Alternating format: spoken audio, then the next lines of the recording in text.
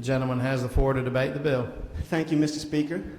I don't have an amendment or any in-depth policy comments to share with y'all. I just want to share with you my personal feelings on why I'm going to vote against this bill.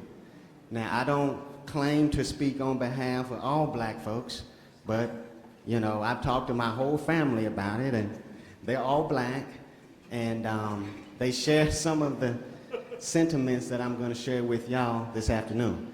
I understand that there is heritage and history here in the state that we all need to understand and appreciate and respect.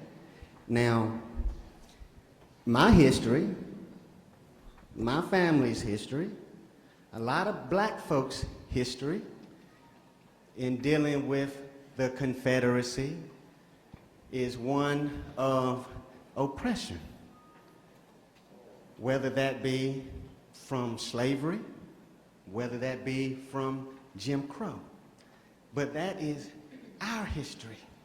That is our heritage as it relates to these monuments and markers commemorating the Confederacy. Now, I understand that other families whose makeup might be different from mine, their heritage, their history as it relates to those markers and monuments might be different. They might not have a history of oppression, slavery, or Jim Crow. They might have a different history, and I understand and appreciate and respect that. You can't change that history. But what we can do is try to view history through the common and shared experience. So if that monument of a Confederate soldier, you know, holding the gun, fighting for his flag, fighting for his family, fighting for his heritage, fighting for his beliefs, understand that one person can view that monument through that lens, and another person will view that monument through a completely different lens. That gun that he's using, going into battle, that gun might have been turned on one of my ancestors or one of someone else's ancestors. That is what we see when we see these monuments. That is the emotions, those are the passions that are evoked within us, okay? And I cannot understand the passions that are evoked within you because that is not my heritage. But I'm standing, explaining to you my thoughts on what it means to me and means to folks similarly situated to me.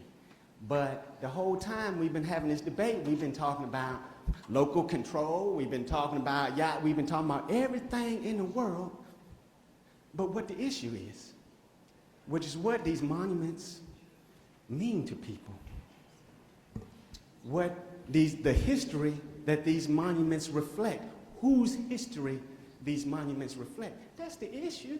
That's why folks are jumping up and want to do this, file this amendment and that amendment, because we're not talking about explain, or I'm not saying you have to explain to me. I would like to understand what you see when you look at the monument.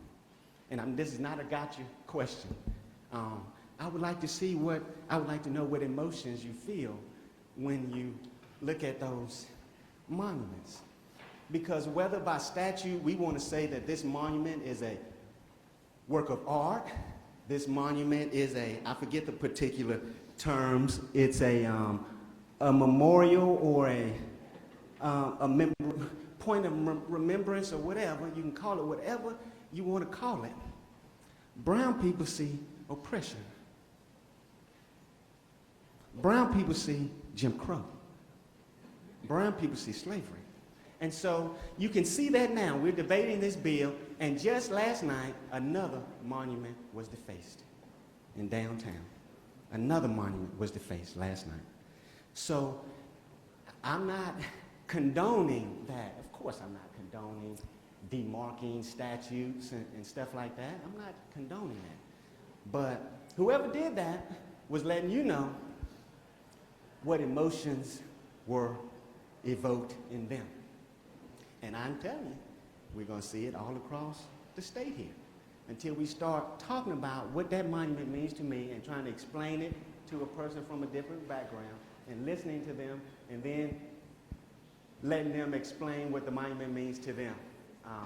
That's what we have to do. So that's a longer drawn out way to go about saying, hey, look, this is what those monuments mean to me. I respect y'all's history, but that's the reason why I'm going to be voting no.